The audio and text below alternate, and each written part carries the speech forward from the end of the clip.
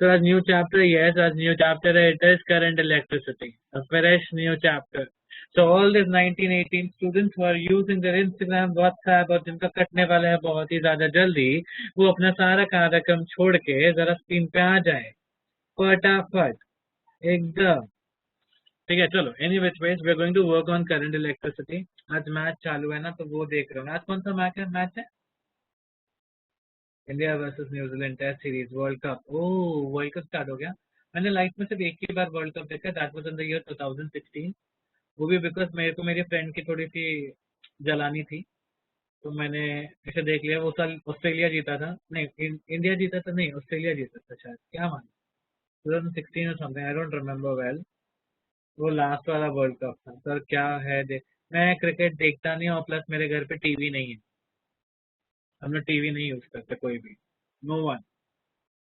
So we kind of think that TV is like the idiot box, and idiot box are not to be used, and therefore we don't use any TV. And TV नहीं हो, मैं cricket fan बिल्कुल भी नहीं, दूर दूर तक का फैन नहीं। चलो आज शुरू करते हैं हम लोग करंट इलेक्ट्रिसिटी के साथ।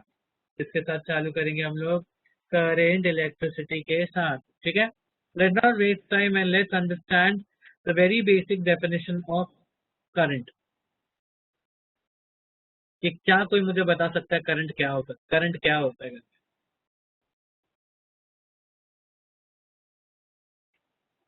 क्या कोई मुझे बता सकता है कि करंट क्या होता है करके? हाँ, देखो कैसा होता है ना, करंट क्या, तेल लेना है। करंट क्या कहा? तेल लेने गया। हम करंट पे नहीं बात करें, हम लोग पहले बात करते हैं चार्जेस के बारे में। चार्ज जो चीज होती है उसे हम लोग रिप्रेजेंट करते हैं using the letter Q. Capital Q भी यूज कर सकते हो, स्मॉल क्यू भी यूज कर सकते हो, ठीक है। कैपिटल क्यू भी यूज कर सकते हो, स्मॉल क्यू भी यूज कर सकते हो, and it is not the flow of electrons और not the flow of charges. तो जो बताया बताया ना तुम लोग को, वो धोखा और झूठ था। क्या बात कर रहे, स्क्रीन इज नॉट विजिबल। ठीक है, I will share the screen again, not to worry. Screen green दिख रहा था बच्चों को, हमने बोला स्क्रीन कोई।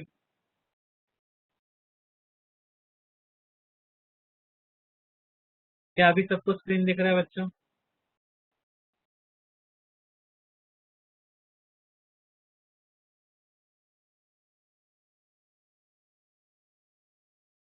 अभी भी ग्रीन स्क्रीन है?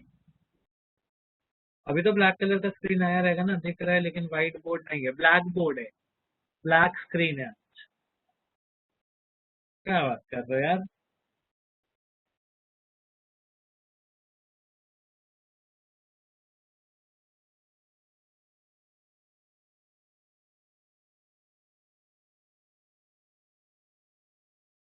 How is that even possible?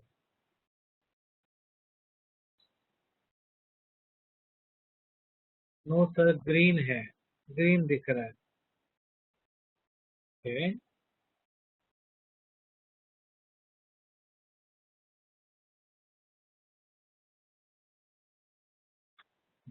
अभी कुछ दिख रहा है, मैं ही दिख रहा हूँ, बाकी कोई दिख रहा है कुछ?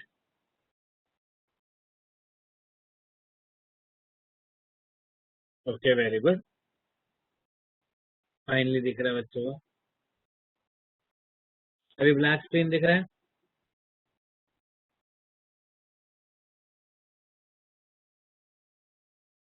Yes, very perfect.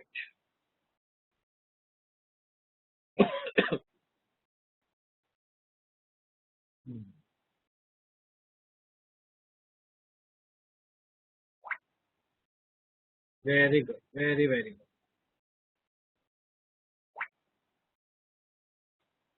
नाइस। चल, अब शुरू करते फिर हमारा चैप्टर। काफी टाइम से हम लोग वेट कर रहे थे, नहीं कर पाए, नहीं कर पाए, नहीं कर पाए। गिरिजा गिरिजा गिरिजा। ओके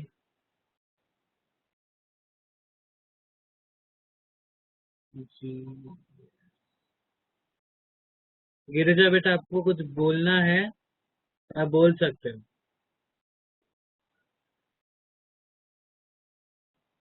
अरे मैंने अनम्यूट कर दिया बेटा।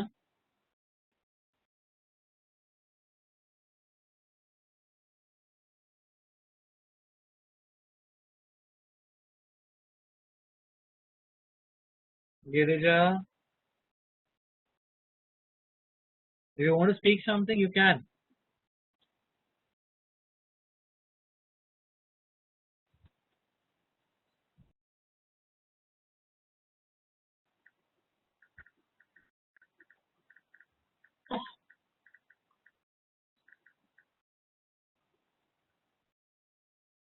Who raised this was her hand?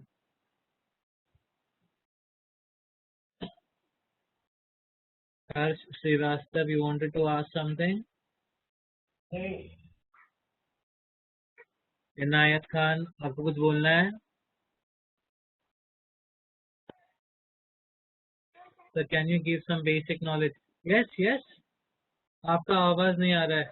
मेरा आवाज नहीं आ रहा है. क्या मेरी आवाज आ रही है बाकी बच्चों को? नहीं सर, अभी क्लियर है। अच्छा, अभी क्लियर है ना? परफेक्ट. सब स्क्रीन वगैरह सब कुछ क्लियर दिख रहा है ना बच्चों? मेरी शक्ल अच्छी नहीं है बट फिर भी दिख रहा है ना? Yes. Pranav wants to talk. Okay, Pranav. P for Pranav.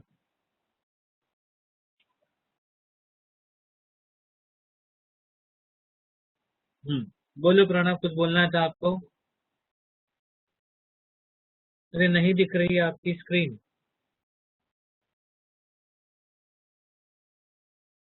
बाकी बच्चों को दिख रहा है क्या इसका स्क्रीन? सब लोग हेलो सर। सबको स्क्रीन दिख रहा है मेरा? Hello sir. हाँ बेटा बोलो. बोलो बोलो.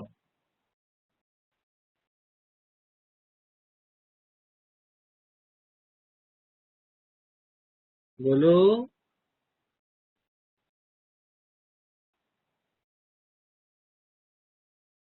ठीक है, नहीं बोल रहे बच्चे तो हम लोग शुरू करते हैं. पहले तो हम लोग हमेशा, हाँ ब्लैक स्क्रीन ही है तो ब्लैक स्क्रीन ही विजिबल रहेगा आज का. ओके, तो पहले तो हम लोग ये करेंगे कि इस चैप्टर के मेन थ्योरी पे हम लोग एज यूजुअल कभी नहीं जाते. हम लोग पहले उसकी बेसिक्स को कवर अप करते हैं और उसके बाद जाकर उसकी मेजर थ्योरी पे जंप करते हैं. इस चैप्टर में भी हम लोग वही करने वाले हैं. इस चैप्टर में भी हम लोग उसके बेसिक्स पे ही जंप करेंगे and will start with the very special term charge.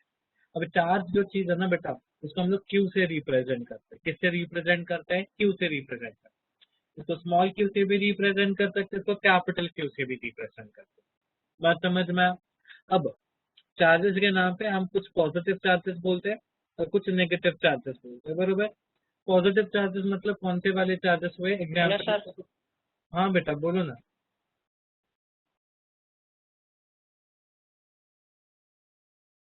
Hello sir, unmute करने के लिए मैसेज किया था। अच्छा, काम अभी अनम्यूट कर दिया ना? Okay sir, thank you. Okay, चलो इट्स फाइन. अब देखो, चार्ज दो टाइप के होते हैं. एक प्रोटॉन जो पॉजिटिव है और दूसरा वाला जो नेगेटिव होता है. उसका एग्जाम्पल मैंने दे दिया, इलेक्ट्रॉन, बरोबर? अब बहुत सारे बच्चों को अगर मैं करंट पूछ रहा हूँ तो लोग क्या बोलते हैं पता है? बहुत सारे इलेक्ट्रॉन्स एक डायरेक्शन, अगर एक लाइन में खड़े हो जाएंगे तो हम लोग उनको चार्ज करंट बोलेंगे, बट ऐसा नहीं है. ऐसा बिल्कुल भी नहीं है. अगर मैंने बहुत सारे इलेक्ट्रॉन्स लिए, ठीक है, उनको एक लाइन में खड़ा किया, तो भी करंट नहीं है. ठीक है, this is what a set of electrons. I am supposed to move them in a specific direction. I am supposed to move them in a specific direction. और उस समय जो उसकी वेलोसिटी होती है ना, उसको हम लोग इलेक्ट्रिक करंट बोलते हैं.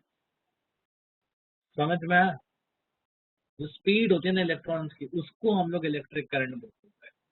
सो electrons aligned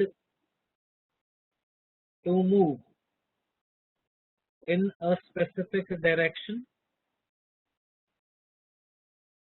with a specific speed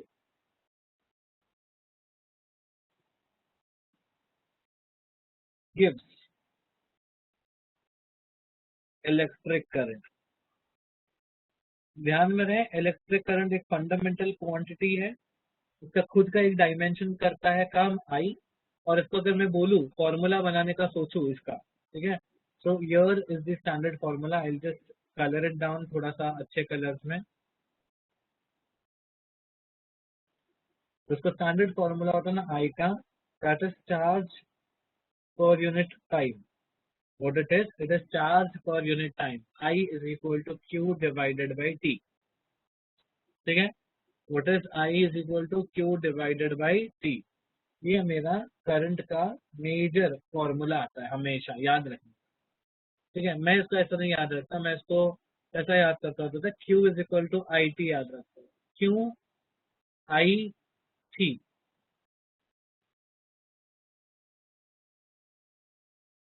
क्यों? आई का स्पेलिंग गलत ले लिया मैंने, आई थी. ठीक है, अब ये तो हमारा एकदम बेसिक चीज हो गया, एकदम वेरी वेरी बेसिक. हमने बता दिया कि भैया चार्ज क्या चीज है, करंट क्या चीज है. ब्रेक हो रही एक छोटा सा और चीज डिस्कस करेंगे, जिसको हम लोग कहते हैं इलेक्ट्रिक पोटेंशियल.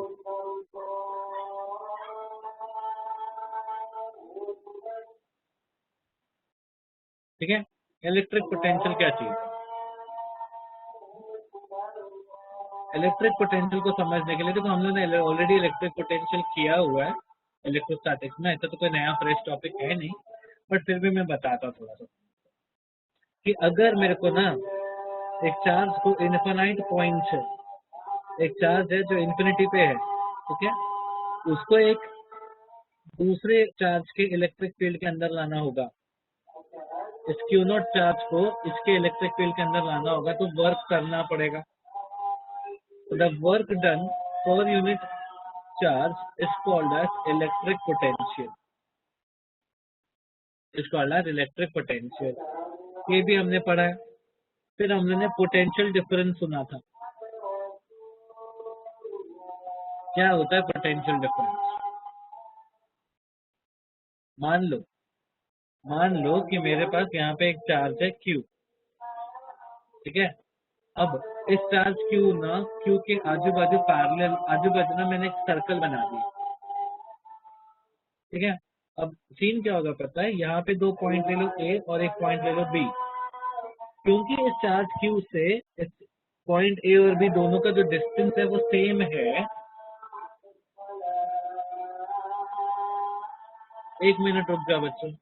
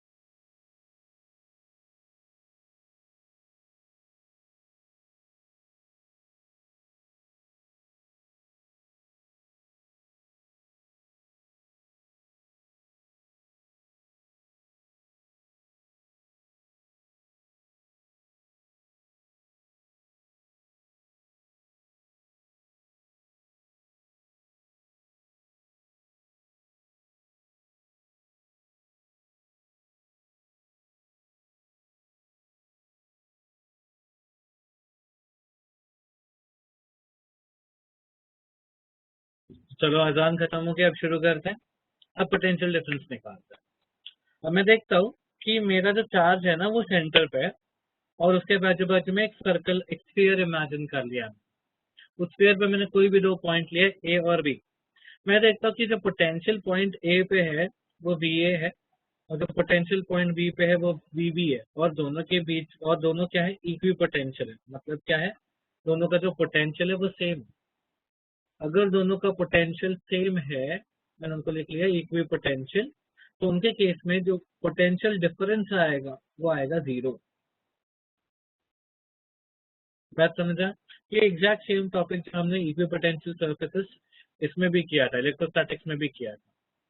ठीक है, तो हमको पोटेंशियल डिफरेंस, इलेक्ट्रिक पोटेंशियल वगैरह तो समझ आई है। अब एक और चीज जो बहुत ही ज्यादा इंपॉर्टेंट होती है जब हम लोग करंट इलेक्ट्रिसिटी सीखते हैं, that little thing is called as Ohm's law. Ohm's law बोलते हैं बहुत ही बेसिक चीज, वीना अय्यर। बहुत लोग बबीता अय्यर सोच के खुश होते हैं, बट नहीं, इट इज वीना अय्यर। ठीक है, जिसमें वी जो है ना बच्चों, V is called as potential difference. तो मेरे प्यारे जेठालाल, स्क्रीन पे आ जाओ। V is called as potential difference. I जो है वो मेरा है करंट, और आर जो है वो क्या है बच्चों, resistance.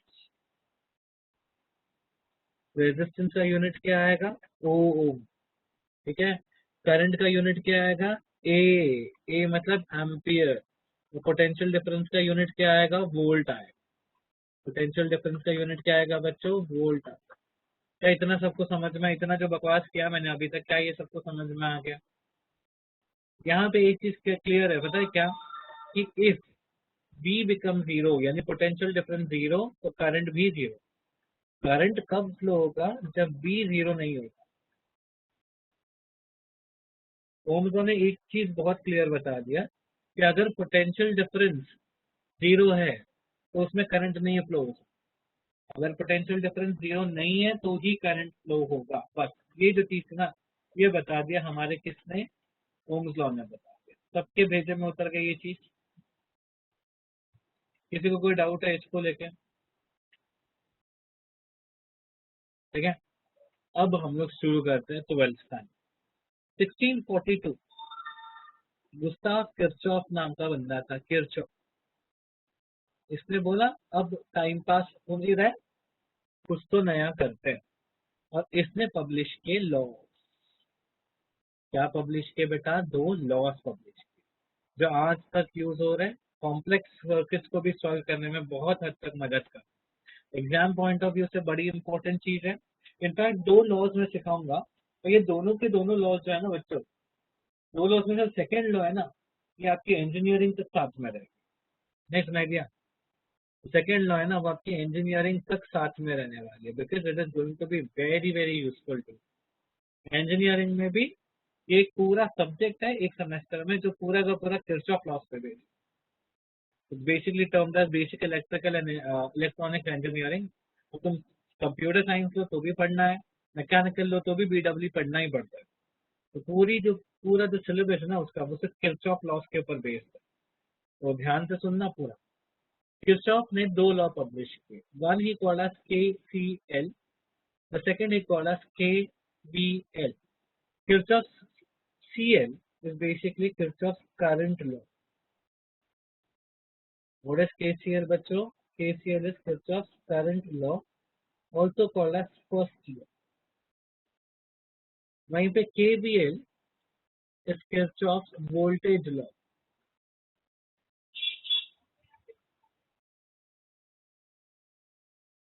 which is profoundly called as second law made by Kirchhoff. आज के अभी के इस स्लाइड में हम लोग किरचॉफ के करंट लॉ पे फोकस।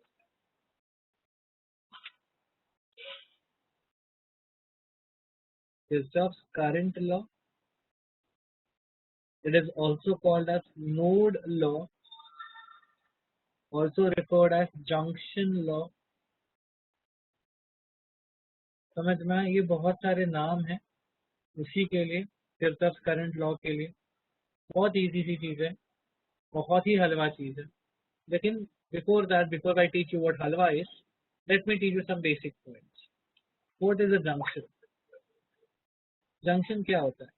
पुणे जंक्शन, ठीक है, Kalyan junction, Thane junction, Dadar junction, ये जंक्शन क्या चीज है?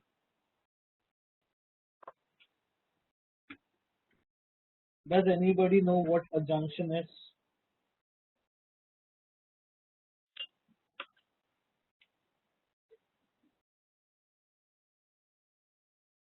Meeting point, very good. Junction basically point होता है, जैसे अगर हमें कुछ दादर जंक्शन बोलता हूँ। Yes yes, very good, very nice. Dadar junction बोलता हूँ, मतलब एक ऐसा पॉइंट होगा जहाँ पे बहुत सारे ट्रेन आती है और वहां से बहुत सारी ट्रेन जाती है। बिल्कुल वैसा ही जंक्शन का मतलब होगा एक ऐसा पॉइंट, मान लो पॉइंट पी, इसमें बहुत सारी इलेक्ट्रिकल ब्रांचेस आएगी और जिससे बहुत सारी इलेक्ट्रिकल ब्रांचेस जाएगी। बात समझ में आया? एक टू नहीं, दो से ज्यादा अगर ब्रांचेस एक पॉइंट पे आती है, कनेक्ट होती है, तो हम लोग उसको क्या बोलते हैं? हम उसको बोलते हैं जंक्शन। क्या बोलते हैं हम उस चीज को? हम उस चीज को कहते हैं जंक्शन। बात सबको समझ में आ गया,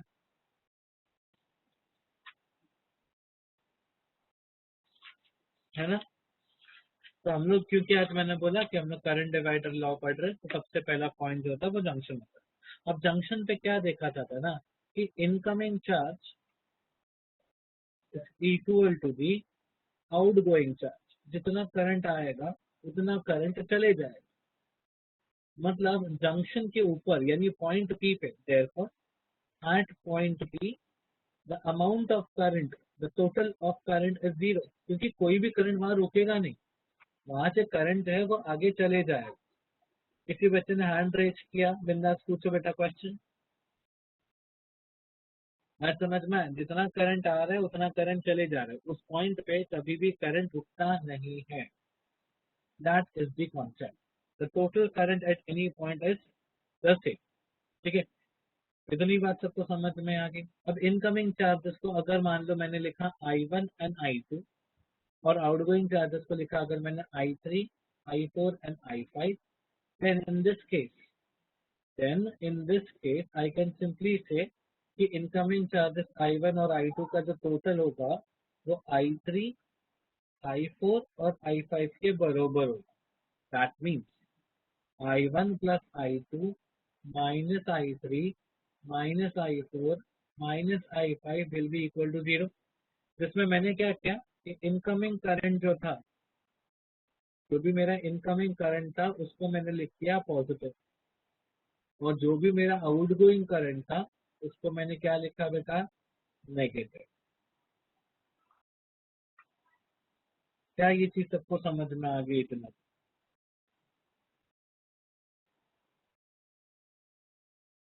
क्या ये चीज सबको समझ में आया? Type yes if you have understood. और बिल्कुल इजी, बहुत easy. Type yes if you understood. ऐसा भरपूर यस आना, भरपूर, लाइक लिख लो, लाइक 50 यस लिख। यस सर आप कितने अच्छे हो, यस सर आप बहुत अच्छे दिख रहे हो आज, यस सर आप बहुत अच्छा पढ़ा रहे हो, यस सर बहुत अच्छा लाइफ जाएगा आपका। लिखो बिंदास यस। आपको आधी रात 50 लोग प्रपोज कर रहे हैं, तो सब लिखो, अच्छी अच्छी बात। हाँ शाबाश।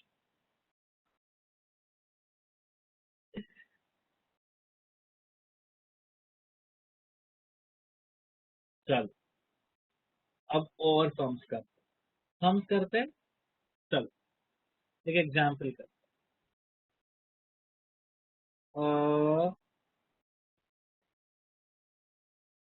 ऐसा एक जंक्शन है जिसपे जो करंट आ रहा है वो I1 है, उस पे I2 है और इस पे I3 है। ठीक है, ऐसा जंक्शन पॉसिबल नहीं है, बट इस पे अगर मैं KCL अप्लाई करूँ, अप्लाई KCL, तो क्या आएगा? चैट बॉक्स में आंसर लिखो बच्चों।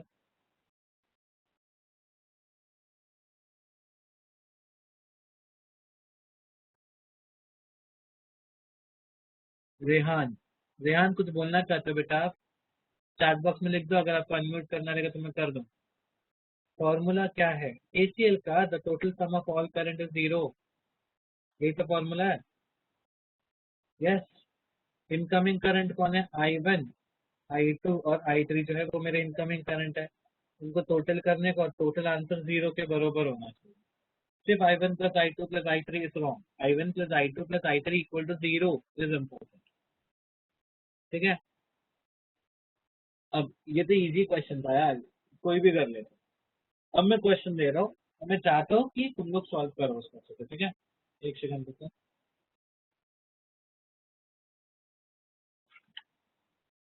मैं 3-4 घंटे से लगातार पढ़ा रहा हूँ, तो यहाँ पे वो मेरा डेस्क का वुड मेरे को चुभने लगा था। ये क्वेश्चन है। ओ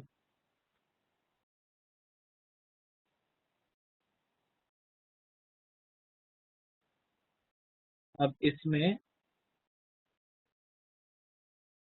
सारे जो मैं लगा रहा हूँ ना यहाँ पे, ये सब एम्पियर्स में है।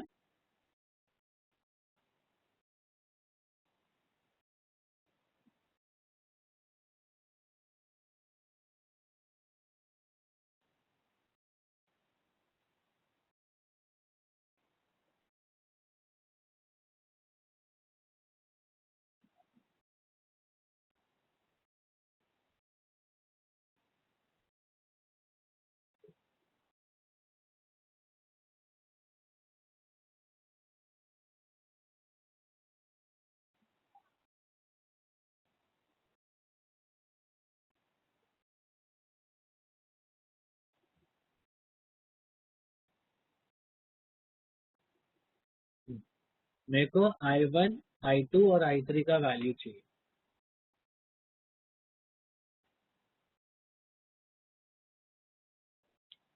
बहुत ही बेसिक लॉजिक, ज्यादा कुछ बड़ा खास भयंकर नहीं, बेसिक लॉजिक।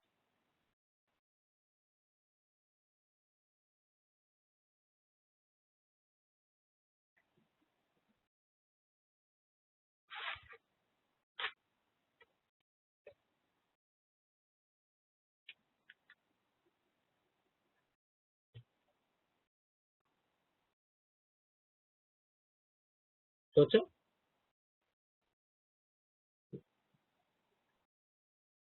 देखो I1 का वैल्यू 5 है। ऐसे केसेस में ना आई विल सजेस्ट यू, आप लोग ना पीछे से चलो, मतलब ऐसे डायरेक्शन में चलो, ठीक है।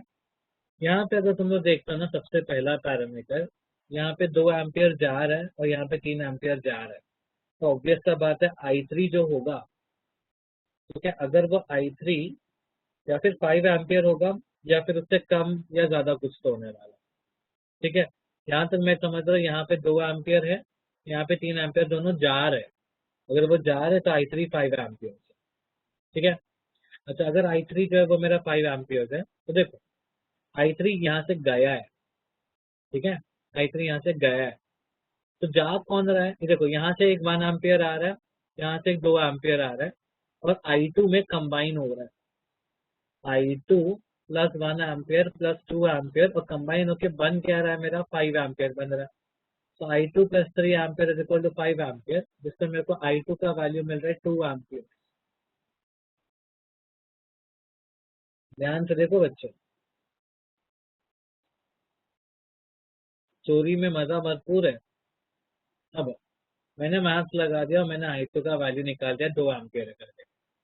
अब देखो ध्यान से, इस जंक्शन पे सोचो, I1 आ रहा है, 4 एम्पियर जा रहा है, 5 आ रहा है, और I2 जा रहा है,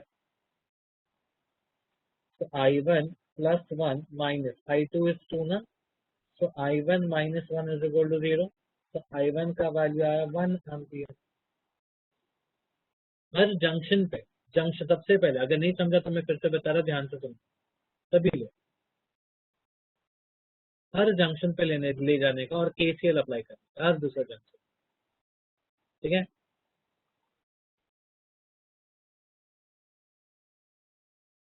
देखो सबसे पहला ये जंक्शन है, कौन सा जंक्शन हुआ, ये जंक्शन, इस जंक्शन पे मैं KCL अप्लाई करने वाला हूँ। इस जंक्शन में इनकमिंग करंट कौन है, I3 है, और आउटगोइंग कौन है, 2 एम्पियर और 3 एम्पियर। तो I3 का वैल्यू क्या आ गया, 5 एम्पियर आ गया। क्या ये बात सबको समझ में, I3 का वैल्यू 5 एम्पियर है करके? टाइप है यस इफ यू अंडरस्टूड। अब ये वाले जंक्शन पे आ जाए, इस पे हम लोग KCL अप्लाई करेंगे। इसमें करंट कौन सा आ रहा है, I2 आ रहा है, 1 एम्पियर आ रहा है, 2 एम्पियर आ रहा है, बट I3 जा रहा है, ठीक है। I3 जा रहा है और I3 का वैल्यू कितना है, 5 है, तो मैं I3 को हटा दूंगा और वहां पे 5 लिखूंगा।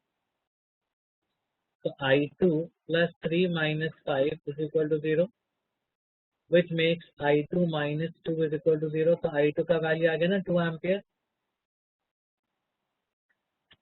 है ना। तो I3 का वैल्यू 5 एम्प्स आ गया, I2 का वैल्यू आ गया 2 एम्पियर, ठीक है। अब चलते इस वाले जंक्शन पे, इस वाले पहले वाले जंक्शन। इसमें जो करंट आ रहा है वो I1 आ रहा है, 5 आ रहा है, जा कौन रहा है, 4 जा रहा है और I2 जा रहा है। I2 की जगह मैं 2 लिख रहा हूँ डायरेक्टली इस बार। तो I1 5 minus 4 is 1, 1 minus 2 is -1 is equal to 0. Therefore I1 is equal to 1 ampere.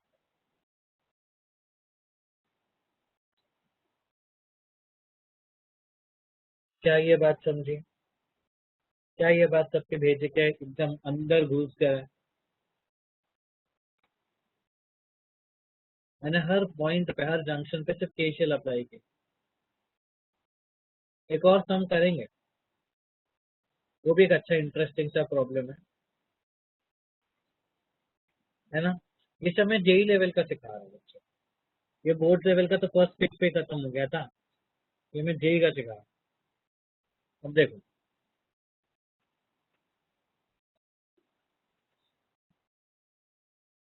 ऐसी ब्रांचिंग, ठीक है। यहाँ पे I4 है जो फ्लो हो रहा है इस ब्रांच में, मेरे को नहीं पता कि करंट आ रहा है या जा रहा है। यहाँ पे 1 एम्पियर आ रहा है, यहाँ से 3 एम्पियर जा रहा है, और यहाँ से एक 5 एम्पियर आ रहा है। मेरे को पता करना है फोर्थ ब्रांच में करंट आ रहा है कि नहीं आ रहा है, तो मेरे को नहीं पता कुछ भी। हाँ, यहाँ पे मेरे को दिया है कि 1 एम्पियर इस डायरेक्शन में फ्लो हो रहा है।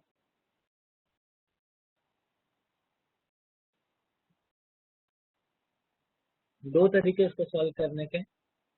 सबसे पहला तरीका तो ये होता है कि हर एक को नाम दे दो, जंक्शन 1, जंक्शन 2। ये सबसे बोरिंग तरीका है, लंबा तरीका। मेथड 1 ये बताऊंगा क्योंकि ये सब हर कंडीशन में करेक्ट होगा। दूसरा मेथड जो वो हर कंडीशन में करेक्ट नहीं होगा, कुछ कंडीशन में होगा, कुछ में नहीं होगा, बट ये वाला हर कंडीशन में करेक्ट है। जंक्शन 1 में देखो, 1 एम्पियर करंट आ रहा है, बरोबर है, ठीक है। तो एक सेकेंड रुकना, मैंने कुछ मिस्टेक कर दी है सर। एक और चीज यहाँ पे ऐड करना रह गया, यहाँ पे भी 1 एम्पियर है। हाँ, जंक्शन 1 में दो जगह से 1 एम्पियर आ रहा है और 1 एम्पियर आ रहा है, तो ऑब्वियस सा बात है कि यहाँ पे 2 एम्पियर करंट आएगा। क्या ये लॉजिक सबको समझा? ठीक है। अब आगे का देखो, जंक्शन 2 पे 3 एम्पियर करंट जो जा रहा है, यहाँ पे देखो 3 एम्पियर करंट जा रहा है। अच्छा, यहाँ से आ रहा 2 एम्पियर, यहाँ से आ रहा 1 एम्पियर है, तो टोटल कंबाइन होकर 3 एम्पियर सीधे चले ही जा रहा है ना सब कुछ।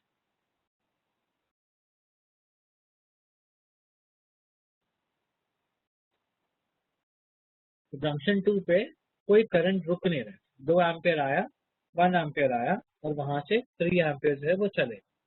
और अब जंक्शन 3 पे यहाँ पे 5 एम्पियर का करंट जो है वो सर्किट के अंदर एंट्री मार रहा है, 1 एम्पियर जो है वो इधर चले गया, तो बचा हुआ 4 एम्पियर जो है वो इधर जाएगा, बरोबर।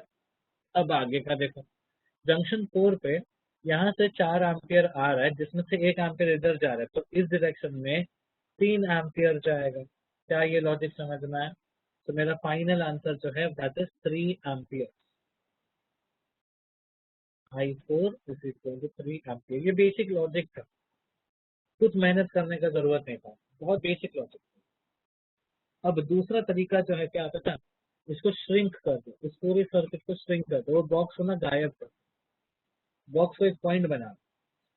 यहाँ से आ रहा है 1 एम्पियर, यहाँ से जा रहा है 3 एम्पियर, यहाँ पे आ रहा है 5 एम्पियर, और यहाँ पे I4 है। क्या कंट्रीब्यूशन I4 का मेरे को नहीं पता, ठीक है। इसमें इनकमिंग निकालो,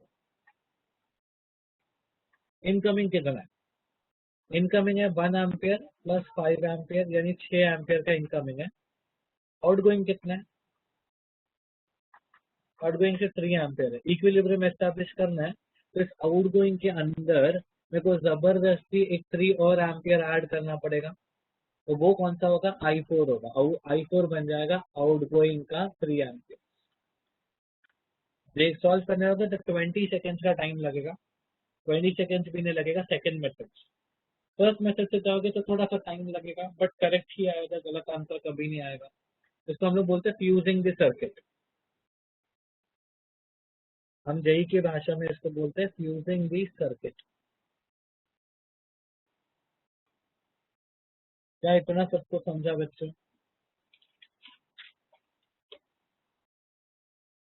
ठीक है। अब एक चीज और जो सबसे इम्पोर्टेंट चीज है जो हमारे बोर्ड वाले बहुत बहुत ज्यादा पूछते हैं, that is this: the first law is in accordance to the law of conservation of charge. क्या सबको ये चीज समझा? हाँ हाँ, नीट के लिए भी है ये, बिल्कुल।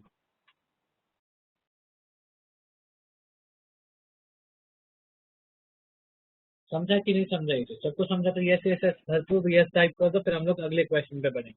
केसीएल सबका खत्म हो जाएगा।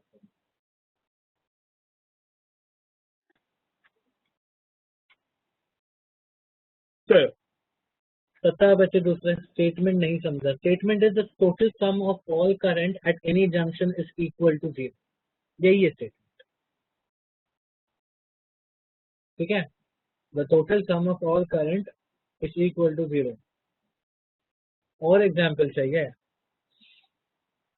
ये सिलेबस में मतलब टेक्स्ट बुक के लिए भी, टेक्स्ट बुक के लिए बहुत हो गया बच्चा। बोर्ड्स के लिए तो ये बिल्कुल से ज्यादा हो गया ये, है ना। नीट के लिए भी ज्यादा हो गया। नीट के लिए इससे ज्यादा इतने की जरूरत नहीं पड़ती। ठीक है, देख लो देख लो।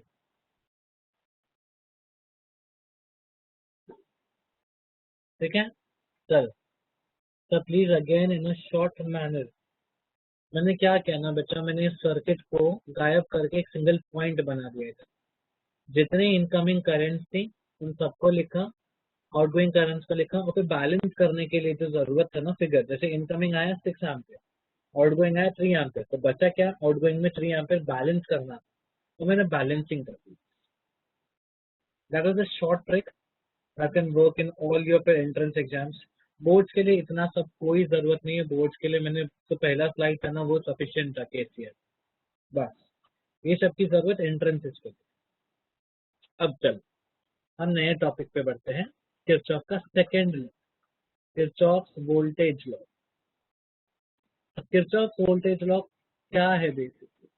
इसको हम लोग सर्किट लॉ भी बोल सकते हैं, इसको हम लोग लूप लॉ भी बोल सकते हैं। तीन चार नाम, काम एक ही चीज। अब देखो, ये क्या बोलता है पता है? यस, यस है ना, आउटगोइंग के लिए हम लोग नेगेटिव लेते हैं। Kirchhoff voltage law, circuit law काम किसके लिए करता है? सबसे पहला ये सिर्फ और सिर्फ सर्किट्स के लिए काम करेगा या फिर लूप्स के लिए काम करेगा। ठीक है, ये बाकी किसी चीज के लिए काम नहीं करेगा। मैंने क्या बोला, ये सिर्फ और सिर्फ सर्किट्स के लिए काम करेगा या फिर लूप्स के लिए काम करेगा। ये ओपन वायर, एक सिंगल वायर है, इसके अंदर चलाओ नहीं चलेगा, इसको बैटरी से कनेक्ट करना पड़ेगा। ठीक है, तो ये काम करेगा, या फिर बैटरी नहीं तो एटलीस्ट कोई दूसरे डिवाइस से कनेक्ट करना पड़ेगा। ऐसा खुले में एक सिंगल वायर में काम नहीं चलेगा। बोले इतना वायर है, इसके अंदर काम करेगा क्या? सर्किट लॉ नहीं काम। सर्किट बनना जरूरी है सर्किट लॉ। सेकेंडली ये बोलता है कि अगर एक सर्किट है, उसमें जितना भी ईएमएफ है सबको ऐड करो और सारे के सारे पोटेंशियल डिफरेंसेस को ऐड करो, टोटल वैल्यू हो जाएगा 0। अब ये बड़ा सा लाइन है जो मैं यहाँ पे देख लिया, इसका मतलब समझाता हूँ, देखो ध्यान से। ऐसा होता है, अगर एक वायर है और वायर में रेजिस्टेंस है R, ठीक है, और उस वायर के अंदर करंट फ्लो हो रहा है I, तो जब भी ये वायर इसके अंदर करंट इस रेजिस्टर के अंदर फ्लो होगा ना, इसके आजू बाजू एक पोटेंशियल डिफरेंस जनरेट होगा जिसको मैं बोलूंगा V, एंड उसका वैल्यू हो जाएगा IR के बराबर। क्या हो जाएगा उसका वैल्यू? IR के बराबर। क्या ये लॉजिक सबके भेजे में सेट हो? क्या ये पोटेंशियल डिफरेंस का कॉन्सेप्ट सबके भेजे के अंदर बैठा? ठीक है, अब ये बोलता है कि मान लो मेरे पास एक सर्किट है जिसमें एक से ज्यादा बैटरीज है, उसमें मेरे को केवीएल अप्लाई करना है। बट केवीएल अप्लाई क्या, केवीएल क्या बोलता है कि अगर आपके पास एक सर्किट है जिसमें बैटरीज है, रेजिस्टेंसेस है, तो ऐसे सिनेरियो में टोटल ईएमएफ और टोटल पोटेंशियल डिफरेंसेस 0 होगा।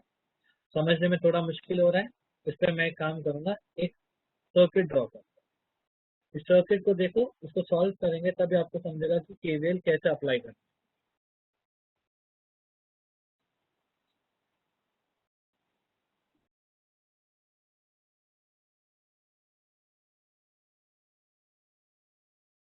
ये वो सर्किट है जो मैं 6 जन्मों से बता रहा हूँ बच्चों, ठीक है। मैंने 6 मतलब जितनी बार 5 साल हो गए, 5-7 साल हो गए, मैंने ये सर्किट को याद कर लिया है और मैं यही सर्किट सबको बताता हूँ। आज मैंने इसमें एक एक्स्ट्रा रेजिस्टेंस ऐड किया है, वरना जनरली मैं एक रेजिस्टेंस कम ही रखता हूँ इसमें। ये E1 है बैटरी, ये इसका बैटरी E2 है, इसका resistance R1, R2, R3, R4, R5 और R6। मैं कभी भी R6 नहीं डालता था, मैंने फर्स्ट टाइम R6 डाला है।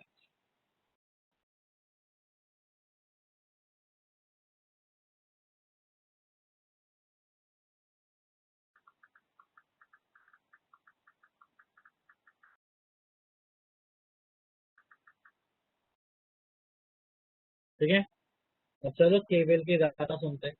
केवीएल अप्लाई करने से पहले सबसे पहला काम जो करने का है सबने, अरे ये सारे जंक्शंस को ना नाम दो। केवीएल का क्या सीन है वो बाद में समझो। सबसे स्टेप 1, केवीएल अप्लाई करना है, ये रूल को समझना है, वो सब बाद में। Step 1, name loops. ठीक है, अब पहला लूप कौन सा है? ये देखो, ये पहला लूप आया ना, आया नहीं? ठीक है, तो पहले लूप को नाम देंगे हम लोग ए बी ई एफ ए। इस पूरे सर्किट को क्लोज करना पड़ेगा। ए से चालू किया तो ए तक चलना पड़ेगा। क्या ये लॉजिक सबको समझा? समझा तो यस करो, यस लिखो, लिखो yes. There are 15 students who are not attending lecture, but बाकी लोग जो अटेंड कर रहे हैं वो लोग जरा yes yes yes yes type करो। ठीक है, अब ये तो एक लूप हो गया। अब यहाँ पे देखो एक और लूप आएगा, इसका नाम क्या आएगा? B C D E B. वापस से बैक टू बी, जहाँ से गाड़ी चालू की थी,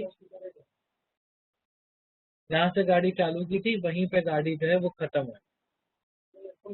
यस, स्टार्टिंग पॉइंट और एंडिंग पॉइंट जो है वो सेम रहे। ठीक है, अब ये एक नहीं और भी ए बी सी अच्छा, A B C D E F A, ये मेरे लूप्स है। तो सबको पहले लूप लिखने का, नाम लिखने का समझ में आया कैसा?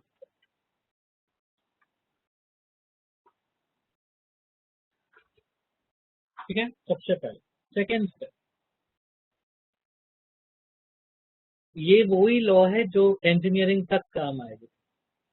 अगर मेडिकल कर लिए तो बच गए, बीएससी आईटी भी किए ना तो भी ये काम।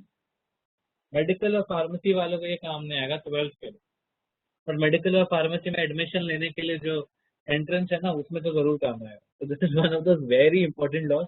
अच्छा लगे ना लगे, पढ़ना तो है।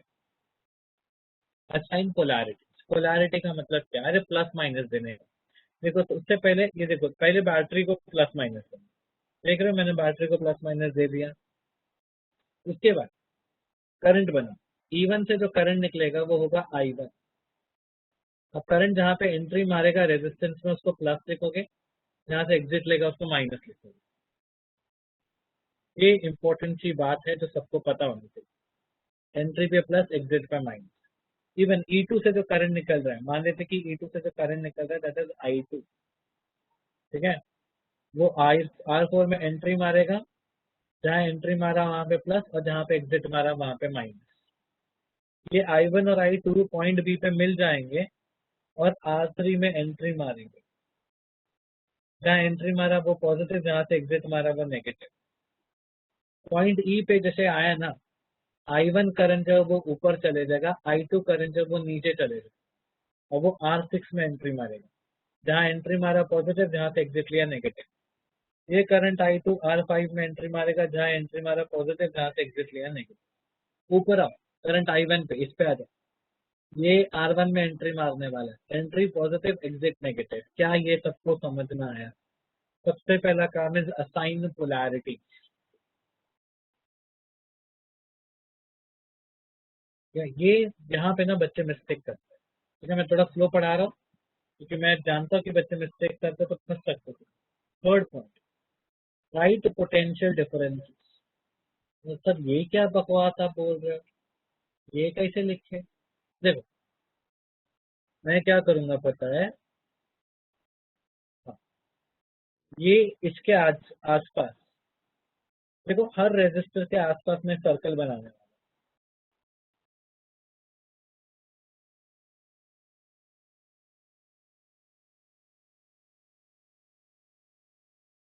देख रहे हो सब लोग ये सर्कल को?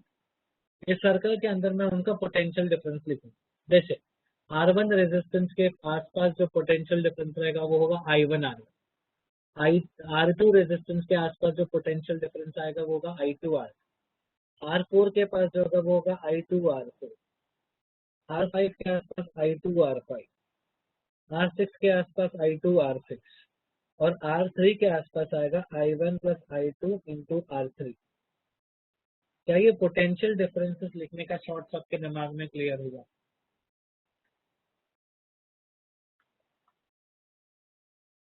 मैंने करंट को उसके रेजिस्टेंस से मल्टीप्लाई किया। यहाँ पे जो देखो R1 में जो करंट फ्लो हो रहा था वो था I1 था, तो मैंने I1 R1 को मल्टीप्लाई कर दिया। R2 में जो करंट फ्लो हो रहा था वो R2 था, तो यहाँ पे मैंने उसका पोटेंशियल डिफरेंस लिख लिया। R4 में जो करंट था I2 था, तो पोटेंशियल डिफरेंस जो होता है वो करंट इंटू रेजिस्टेंस होता है बच्चों, मिस्टेक मत करना, करंट इंटू रेजिस्टेंस होता है। मैंने बहुत बच्चों के बुक्स में देखा है, बहुत बच्चों के पेपर्स में देखा है, वो लोग सिर्फ अच्छा रिपीट करूँ? नहीं तो ओके, रिपीट कर सकता हूँ।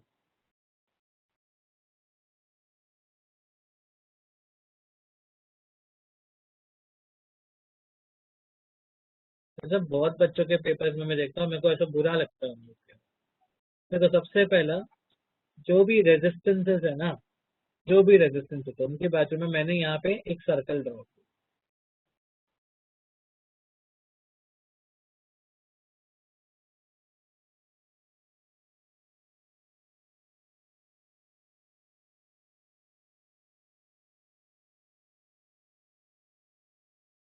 क्या ये सर्कल सबको दिख रहे हैं? अरे स्लाइड्स पे कॉपी करना है ना, हाँ टेंशन मत लो, अभी 4-5 मिनट में ये एक स्लाइड एग्जाम्पल कर दूंगा तो कॉपी करने लगा। डोंट वरी, 7 ही स्लाइड है आज तो, 2-2 मिनट में कर लोगे तो 15 मिनट में खत्म हो जाएगा। Second step, assign polarity. जहाँ पे करंट एंट्री मारेगी बेटा उसको पॉजिटिव लिखने का, जहाँ पे एग्जिट मारी उसको नेगेटिव लिखने का। ठीक है, अब मैं असाइन कर रहा हूँ पोटेंशियल डिफरेंसेस। ध्यान से वापस से समझा दूंगा, डो नॉट वरी, बट पहले देखो ध्यान। R1 में करंट कौन सा फ्लो हो रहा है बताओ जरा? R1 के अंदर करंट कौन सा फ्लो हो रहा है? I1 फ्लो हो रहा है, I2 फ्लो हो रहा है, कौन सा करंट फ्लो हो रहा है? I1 फ्लो हो रहा है, तो उसका पोटेंशियल डिफरेंस आएगा I1 इंटू R1। ठीक है, अब R2 में कौन सा करंट फ्लो हो रहा है देखो? R2 में कौन सा करंट फ्लो हो रहा है? 15-20 मिनट।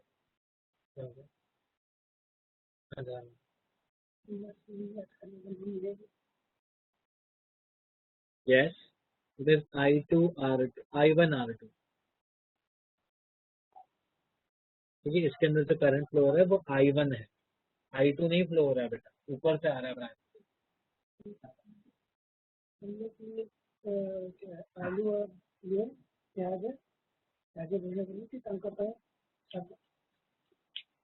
अब नीचे की तरफ देखो, R4 से कौन सा करंट फ्लो हो रहा है? I1 फ्लो हो रहा है कि I2 फ्लो हो रहा है? R4 से,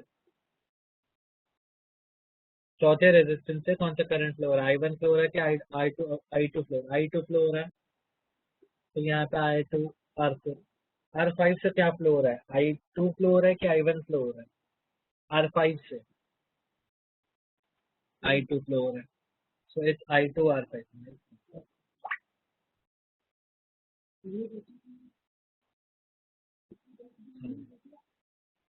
ठीक है, R6 से कौन सा करंट फ्लो हो रहा है? I2। ठीक है, अच्छा ये R3 से कौन सा करंट फ्लो हो रहा है?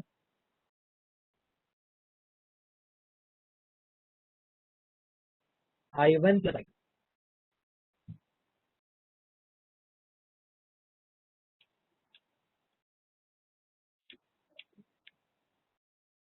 ठीक है, R3 से जो करंट फ्लो हो रहा है ना बच्चा,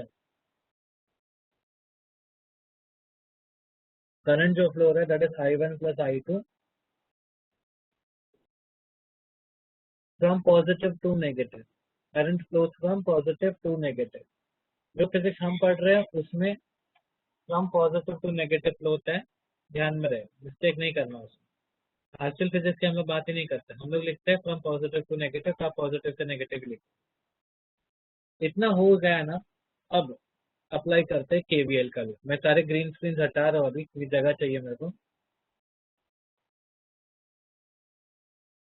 तो मैं बोलूंगा एकदम पेशेंटली सुनना ताकि तुमको डाउट आए ही नहीं। ठीक है, अप्लाई केवीएल। पहले एक लूप ले लेते हैं हम लोग, लूप ABCD, नहीं लूप ABEF, छोटा लूप लेते हैं, लूप ABEF A। ठीक है, इस लूप ABEF A में ना पहले हम लोग A से B चलते हैं। पहले कहाँ से कहाँ तक चलेंगे? A से B। क्या A से B के बीच में आपके पास कोई पोटेंशियल डिफरेंस आया? आया। A यहाँ पे है, B यहाँ पे है, क्या इसके बीच में कोई पोटेंशियल डिफरेंस आया? हाँ। कितना आया? I1 आया, लिखा, सादा लिखा। फिर B से E चलो, B से E के बीच में क्या कोई पोटेंशियल डिफरेंस आया? हाँ। कितना है? I1 plus I2 into R3। मैं इसको ना थोड़ा अंदर ले लेता हूँ, ये बहुत ज्यादा बाहर है। I1 plus I2 into R3।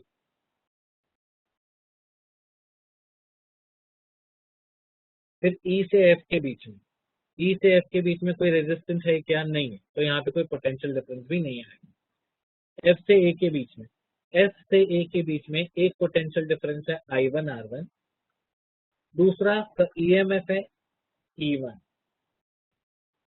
ठीक है, इक्वल टू 0। अब एक ही क्वेश्चन बच जाता है कि सर किसको पॉजिटिव लेने का, किसको नेगेटिव लेने का, क्योंकि सब तो पॉजिटिव हो नहीं सकता, सब तो नेगेटिव हो नहीं सकता, किसी एक को पॉजिटिव और किसी एक को नेगेटिव। टेक्स्ट बुक के अनुसार जाएंगे तो अलग अलग कॉम्प्लिकेशन है, मैं मेरे थोड़ी सी लॉजिक्स लगाता हूँ, मुझे थोड़ा अच्छा लगता है, स्मार्ट वाली फील आती है मेरे को। ठीक है, क्या करते हैं ना हम लोग, अगर मान लो तुम्हारे घर पे पहले तुम्हारे मार्क्स फुल आते थे किसी सब्जेक्ट, ठीक है, और अभी तुम लोग उसमें फेल हो रहे हो, तो क्या होगा? मार पड़ेगी। मतलब पहले 90 आ रहे थे, अभी उसमें 40 आ रहे हैं, तो 90 से 40 मार पड़ेगी। बट पहले 40 आ रहे थे, अभी अचानक से कॉपी कर रहे हो और 90 आ रहा है, घर वाले खुश है, बरोबर। अब यही कॉन्सेप्ट है। I1 R2 देखो, जब मैं A से B जा रहा हूँ तो मेरा डायरेक्शन ये है, मतलब मैं पॉजिटिव से नेगेटिव की तरफ जा रहा हूँ, देख रहे हो तुम लोग, है ना? तो जब मैं पॉजिटिव से नेगेटिव की तरफ जा रहा हूँ मेरे मार्क्स कम हो रहे हैं, मार्क्स कम हो रहे हैं मतलब साइन जो आएगा वो माइनस आएगा। I1 R2 पे देखो, मैं पॉजिटिव से नेगेटिव की तरफ चला तो मेरा साइन जो है वो माइनस आया। फिर I1 प्लस I2 R3 देखो यहाँ पे, मैं कहाँ से कहाँ तक चला? प्लस से माइनस की तरफ चला, मेरा साइन फिर से माइनस आया। फिर यहाँ पे देखो, प्लस से माइनस की तरफ चला, I1 R1 की तरफ देखो, प्लस से माइनस की तरफ चला, माइनस आया। इवन की तरफ देखो, मैं माइनस से प्लस की तरफ चला, इवन का देखो, इवन का देखो जरा क्या आ रहा है, इवन का, इवन का नहीं आ रहा, माइनस से प्लस, माइनस से प्लस की तरफ चला, तो आंसर इज प्लस। क्या सबको ये लॉजिक पूरा समझा? टाइम लगेगा लॉजिक समझने में।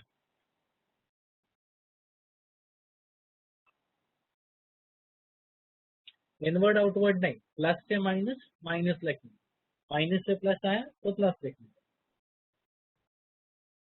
अब इसी इक्वेशन को मैं सॉर्ट करने की कोशिश करूँ तो E1 पे इस तरफ रखूंगा, बाकी जो माइनस वाले हैं सबको उस पार भेज दूंगा।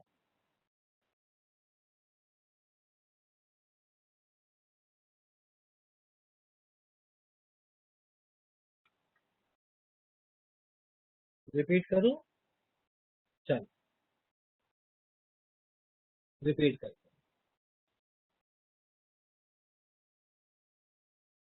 वही आंसर आएगा। ठीक है।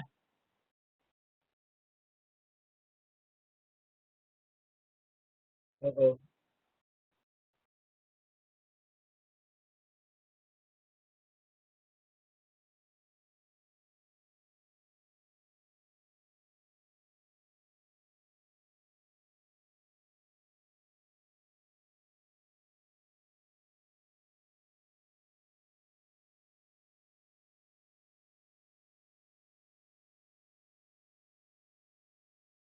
2 मिनट रुक जाओ बच्चों, थोड़ा सा रिपीट करने के लिए ना पहले थोड़ा ड्रामा करना, हटाना पड़ता है।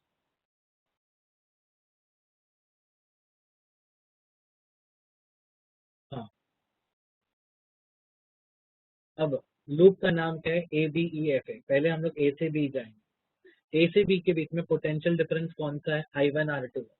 देखो I1 R2, इसका साइन देखो, ये प्लस से, देखो बाजू में यहाँ पे तुम्हारे पास मैंने ना उसके साइन लिखे, देखो जरा ध्यान से।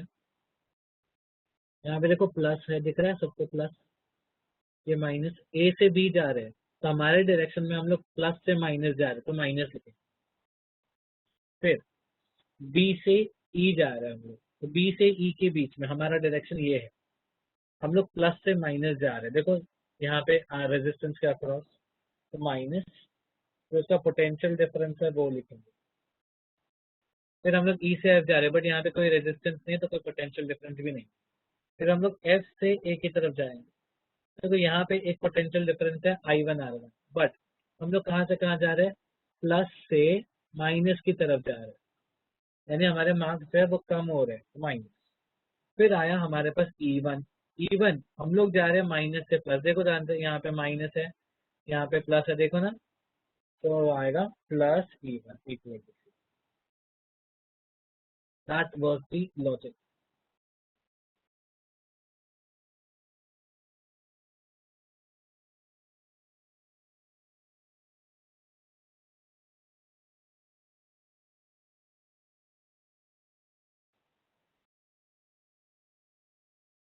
सबको समझा बच्चों?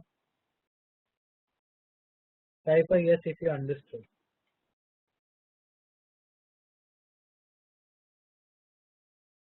ठीक है, अब इसको सॉर्ट करने के लिए E1 को एक तरफ रखेंगे, बाकी सारी चीजों को एक तरफ रखेंगे। अच्छे से देखो ये स्क्रीन, अच्छे से फुर्सत में देखो। This is not easy, mistake करने के चांसेस बहुत ज्यादा होता है इस ऐसे केवीएल में। ये फर्स्ट क्वेश्चन है ना, तो थोड़ा टाइम लग सकता है, अच्छे से देखो फुर्सत।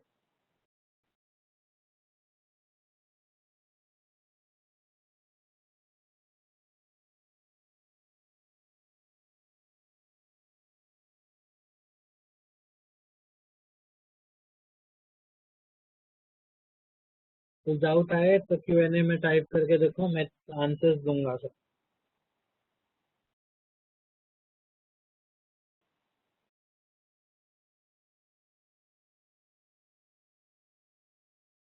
डायग्राम रिपीट करो बेटा, पूरा ही डायग्राम ही तो पूरा चैप्टर था, क्वेश्चन था, क्या देखा आपने स्टार्टिंग? ठीक है चलो मैं कराता हूँ। सर सेकेंड स्टेप में डाउट है सर, वो I1R2 आएगा ना?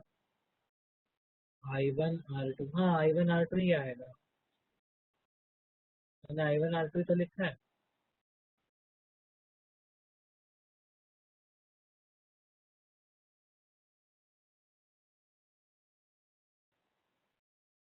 मैं एक बार और वापस से अगले लेक्चर में सिखा दूंगा, डोंट वरी। ठीक है, कोशिश करना खुद से ही करने को, मैं अगला लेक्चर फिर से केवीएल से स्टार्ट करूंगा। ठीक है, तो जितने के भी डाउट्स रह जाएंगे ना, वो सबको टेंशन लेने का जरूरत नहीं है, आप लोग वापस से मैं पूरा केवीएल सिखाऊंगा। लेकिन जितने लोग को समझ में आया है, वो लोग वापस, जिनको नहीं भी समझे ना, लोग रिवाइज करें। ऐसा नहीं कि नहीं समझा तो लोग शांति से बैठ जाए। समझे हो नहीं समझे हो, क्वेश्चन PDF देखोगे, पहले सबसे पहला काम स्क्रीनशॉट ले लो,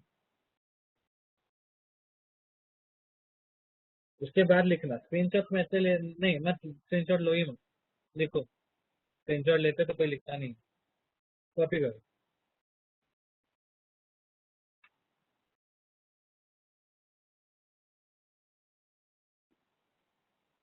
नहीं, ये एक बार में नहीं समझता, आई कैन कम्प्लीटली एग्री। इसको बस क्या एफर्ट ज्यादा लगता है, बट एक बार में नहीं समझ। So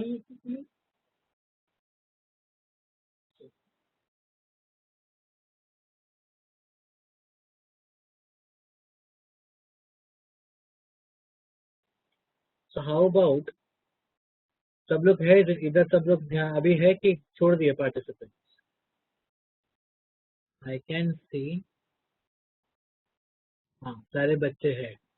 अटेंडेंस हैज डिक्रीज तो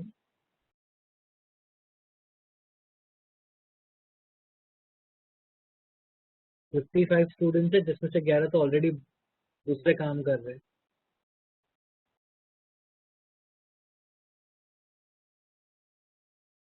मैंने बोला बच्चों को कॉपी करने को, वो लोग कॉपी नहीं कर रहे, लोग स्क्रीनशॉट लेके बैठ गए. तो मत करो रे बच्चों. हो गया लिख के? तो प्लीज टाइप इन डन करके, तो मैं चेंज कर दूंगा.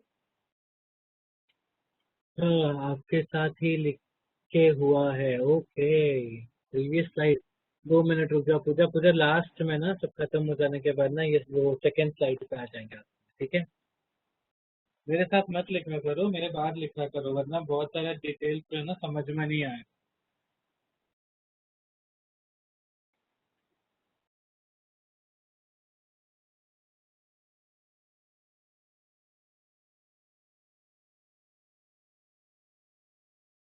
हाँ, हो जाए तो बच्चे डंडन अडन डन कर देने का. By the way, I'm going to start a free course on JEE and NEET physics. So if you want to join, free है, पैसा नहीं भरना है उसके लिए. You can text me on my Instagram or WhatsApp or whatever it is. Done. एक बच्चे का लिख के हो गया. बाकी क्या कर रहे हो तुम लोग? यस. और नेक्स्ट स्लाइड. यहाँ के तुम्हारा KCL किस क्लास करंट ला.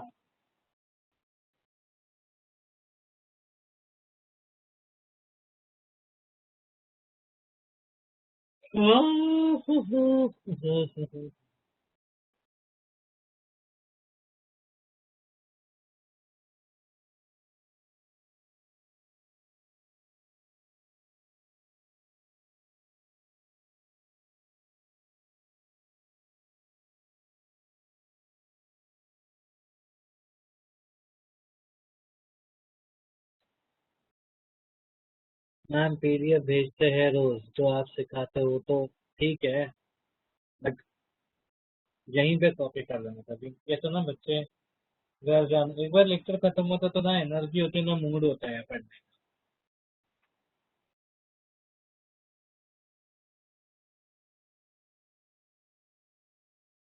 तो आई ऑलवेज प्रेफर कि भैया जो भी है इधर ही का इधर ही कर लेने का, घर जाके नहीं. हाँ वैसे भी ज्यादा नहीं करे. 33 स्टूडेंट्स आर अटेंडिंग, मतलब लोग कॉपी कर रहे हैं, बाकी के वैसे भी तो जा चुके हैं अपने घर पे, आराम कर रहे हो ऑलरेडी. उससे नेटफ्लिक्स पे बैठ के वो गंदी गंदी पिक्चरें देखते हैं.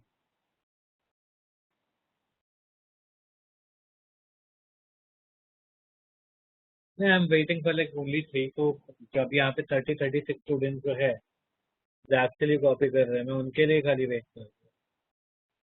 जो पढ़ रहे हैं उनका फायदा होना चाहिए, तो नहीं पता जा रहा तो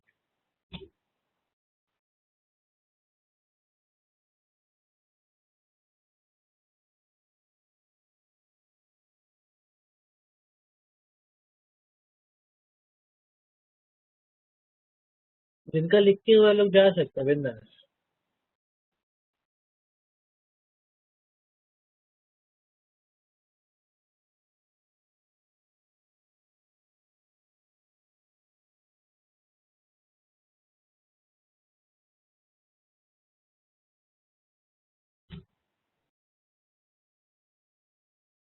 लास्ट स्लाइड. हाँ मैं नोट्स भेजूंगा बेटा. लास्ट स्लाइड सबसे आखिरी में आएगा, वो तो अगले बार भी मैं सिखाने वाला हूँ. So you don't have to worry.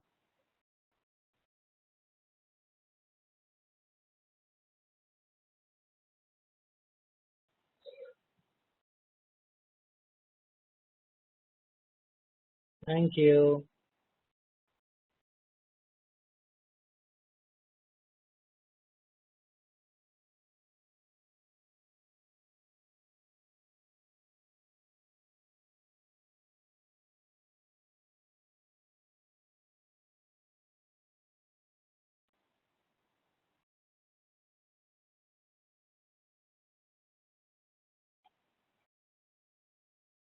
चले नेक्स्ट स्लाइड की तरफ।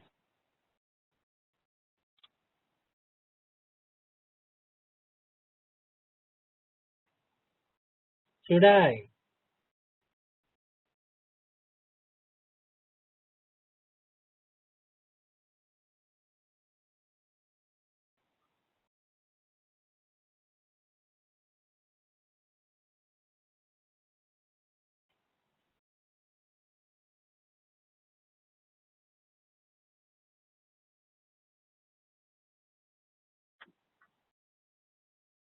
Yes next.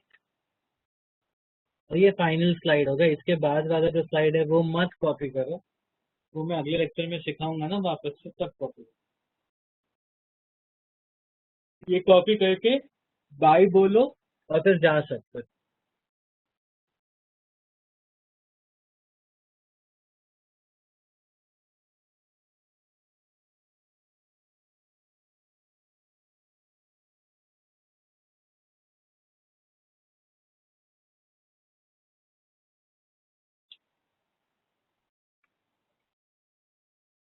Thank welcome Vaibhav.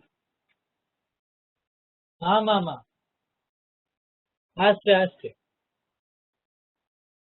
My mom's calling me for food.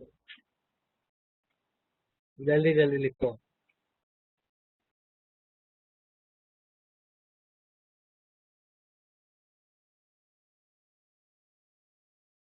हो जाए लिख के तो बाय बोल के ही जाना, निकम्मो ऐसे डायरेक्ट मत चले जाना।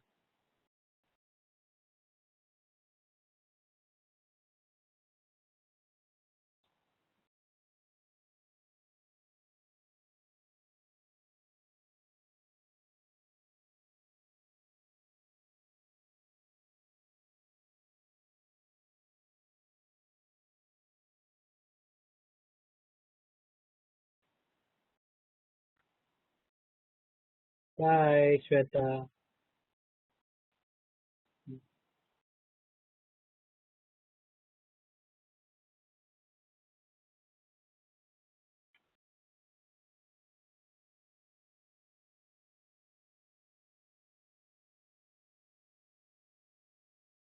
हो गया लिख के सबका?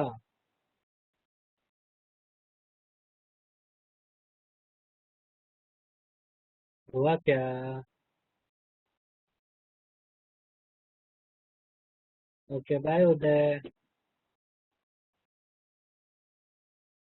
Welcome Nitesh.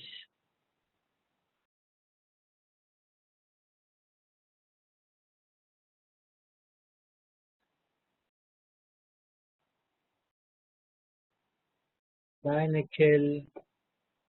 Bye Nitesh. Bye Adarsh. Bye Sakshi. Bye Vaibhav. Bye. Last slide बेटा अगले लेक्चर में, वो आज, वो अगले लेक्चर में वापस से कॉपी करना। Good night Sylvester. Bye. I like a name, Sylvester.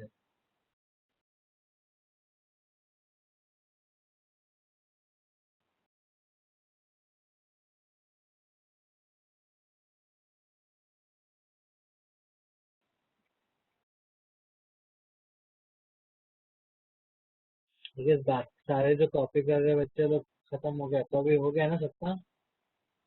चलो अभी हम लोग भी मीटिंग जो है बंद करते हैं।